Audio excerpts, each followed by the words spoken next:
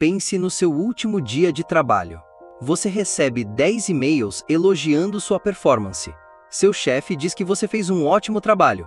Mas, no meio da tarde, um colega faz uma pequena crítica construtiva sobre um detalhe em seu projeto. Naquela noite, quando você deita a cabeça no travesseiro, qual pensamento está ecoando na sua mente? Os 10 elogios ou a única crítica? Se você é como a maioria dos seres humanos, a crítica vence por nocaute. Por quê? Porque uma única gota de negatividade parece manchar um oceano de positividade. Nós nos culpamos por isso. Achamos que somos inseguros, que focamos no que é ruim. Mas e se eu te dissesse que esta não é uma falha sua, mas sim a característica de design mais importante do seu cérebro? E se essa sua obsessão com a crítica for, na verdade, o seu instinto de sobrevivência funcionando na perfeição? Hoje vamos entender por que o seu cérebro é como velcro para o que é mal e como teflon para o que é bom.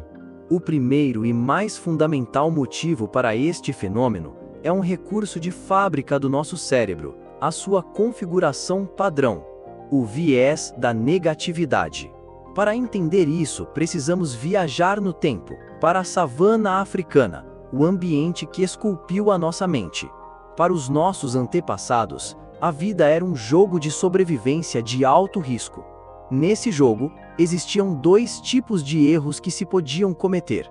O primeiro era pensar que havia um tigre no mato, quando na verdade era só o vento. O custo deste erro? Um pouco de ansiedade desnecessária. O segundo erro era pensar que era só o vento, quando na verdade havia um tigre. O custo deste erro? A morte. A evolução, através de um processo brutal de seleção natural, favoreceu os cérebros que cometiam o primeiro tipo de erro. Os nossos antepassados não eram os mais otimistas, eram os mais paranoicos. O cérebro que sobreviveu e que você herdou é programado para dar uma atenção desproporcional a qualquer sinal de ameaça ou negatividade. Ele trata as informações negativas com muito mais urgência e seriedade do que as positivas. Um elogio é como ver uma flor bonita. É agradável, mas não afeta a sua sobrevivência. Uma crítica, por outro lado, é como ouvir um galho quebrar no escuro. O seu cérebro a interpreta como um sinal de perigo potencial, uma ameaça à sua segurança ou ao seu status na tribo. E ele se agarra a essa informação, a analisa, a repete, para garantir que você não cometa o mesmo erro de novo. Você não se lembra mais das críticas porque é inseguro. Você se lembra porque o seu cérebro ainda acha que a sua vida depende disso. O segundo mecanismo que transforma uma crítica em uma memória indelével é a química da dor social. O seu cérebro não sabe a diferença entre uma ameaça física e uma ameaça social. A neurociência nos mostra que a dor da rejeição social, de uma crítica ou de uma humilhação, ativa as mesmas áreas do cérebro que são ativadas pela dor física, como o córtex cingulado anterior. Para o seu cérebro, ser criticado pelo seu chefe pode doer, literalmente, da mesma forma que quebrar um braço. Por quê?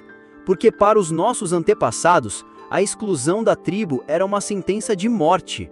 A nossa reputação e a nossa aceitação social eram os nossos bens mais preciosos. Uma crítica era um sinal de que a nossa posição no grupo estava em risco, e isso disparava uma resposta de estresse massiva. Quando você recebe um elogio, o seu cérebro libera uma dose agradável, mas muitas vezes fugaz de dopamina. Quando você recebe uma crítica, ele te inunda com cortisol, o hormônio do estresse. O cortisol tem uma função. Ele te ajuda a aprender com experiências perigosas para que você não as repita. Ele queima a memória no seu cérebro. É por isso que você se lembra com uma clareza cristalina daquele momento embaraçoso na escola há 20 anos, mas mal se lembra do que almoçou ontem. A memória não é apenas sobre fatos, é sobre a emoção ligada a eles. E a emoção de uma crítica, por ser processada como dor e ameaça, é quimicamente muito mais pegajosa do que a emoção de um elogio. O terceiro pilar desta fixação é a dissonância cognitiva e a nossa necessidade de uma narrativa coerente. Todos nós temos uma história que contamos a nós mesmos sobre quem somos, a nossa identidade. Eu sou uma pessoa competente. Eu sou um bom amigo. Eu sou criativo. Um elogio é uma informação fácil de processar. Ele se encaixa perfeitamente na nossa história preferida. O cérebro o absorve, sente uma breve satisfação e segue em frente. Uma crítica, no entanto, é uma anomalia. É um dado que não se encaixa na narrativa. Ela cria o que os psicólogos chamam de dissonância cognitiva, o desconforto mental de ter duas ideias contraditórias ao mesmo tempo. Eu sou competente versus alguém disse que meu trabalho tem uma falha. E o nosso cérebro odeia esta dissonância.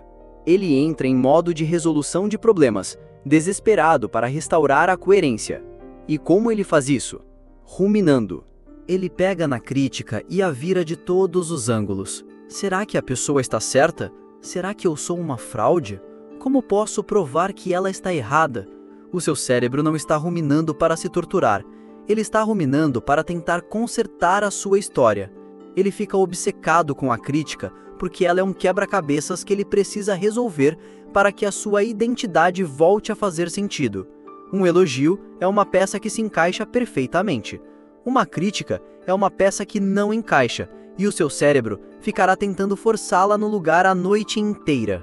Se a ideia de que o seu cérebro é um contador de histórias obcecado, tentando proteger a sua identidade de uma simples crítica, te parece familiar, saiba que esta é a condição padrão da mente humana. Se este vídeo está te ajudando a entender a arquitetura da sua própria sensibilidade, considere deixar um gostar e inscreva-se para continuarmos a explorar juntos este manual de sobrevivência. Finalmente, o quarto e talvez mais irônico motivo é que nós, muitas vezes, confiamos mais na crítica do que no elogio. Em um mundo social complexo, o nosso cérebro aprendeu a ser um detector de mentiras. E ele sabe que os elogios podem ser baratos. As pessoas elogiam por educação, por manipulação, para conseguir algo em troca. O elogio muitas vezes é visto com uma pitada de ceticismo. A crítica, por outro lado, parece mais honesta. O nosso cérebro opera com uma lógica perversa. Ninguém se daria ao trabalho de me criticar se não fosse verdade. Nós assumimos que a crítica requer mais coragem e, portanto, deve ter mais peso. Além disso, a crítica muitas vezes contém uma informação útil para a nossa sobrevivência. Se alguém te diz que você é brilhante, isso é bom para o seu ego, mas não te ajuda a melhorar. Se alguém te aponta uma falha, por mais que doa, essa informação pode te ajudar a evitar um erro maior no futuro. O seu cérebro, com seu foco pragmático na sobrevivência e na melhoria, pode dar mais valor à informação contida em uma crítica do que à validação contida em um elogio. Ele está mais interessado no que pode te matar do que no que te faz sentir bem. E, neste sentido, a crítica, por mais dolorosa que seja, é vista como um dado mais valioso. Nós nos lembramos mais dela não apenas porque ela dói, mas porque uma parte de nós acredita que ela é mais verdadeira e mais útil. Então, por que você se lembra mais de críticas do que de elogios? Porque o seu cérebro é uma máquina de sobrevivência paranoica com um viés para a negatividade.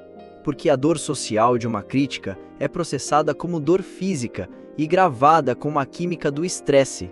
Porque uma crítica quebra a história que você conta sobre si mesmo e o seu cérebro fica obcecado em consertá-la.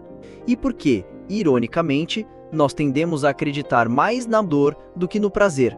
A solução não é tentar se tornar imune a críticas. Isso seria impossível. A solução é se tornar um curador mais consciente das informações que você permite que morem na sua mente. Significa aceitar a dor inicial da crítica, agradecer ao seu cérebro pelo alarme e, em seguida, fazer uma escolha consciente. Esta informação é útil? Se sim, eu a uso para crescer. Se não, eu a descarto. E, o mais importante, significa praticar ativamente o ato de saborear os elogios. Não os deixe passar como teflon. Pare, respire, deixe o sentimento positivo assentar. Você precisa, deliberadamente, construir e fortalecer as vias neurais da positividade para equilibrar a autoestrada da negatividade que a evolução construiu para você. No final das contas, lembre-se, hoje é só um dia qualquer para o resto do universo. E você? qual foi a crítica mais insignificante que ainda assim ficou presa na sua cabeça por dias? Compartilhe sua história nos comentários. Se este vídeo te ajudou a se perdoar por ser tão sensível, deixe um gostar e inscreva-se para mais guias de sobrevivência. E já que estamos falando sobre como o nosso cérebro lida com o sucesso e o fracasso, confira este vídeo sobre por que não ter um objetivo é a melhor decisão da sua vida. E claro, se houver algum outro paradoxo do cérebro que você queira que a gente desvende, deixe sua sugestão. Até a próxima! E que você aprenda a saborear seus elogios.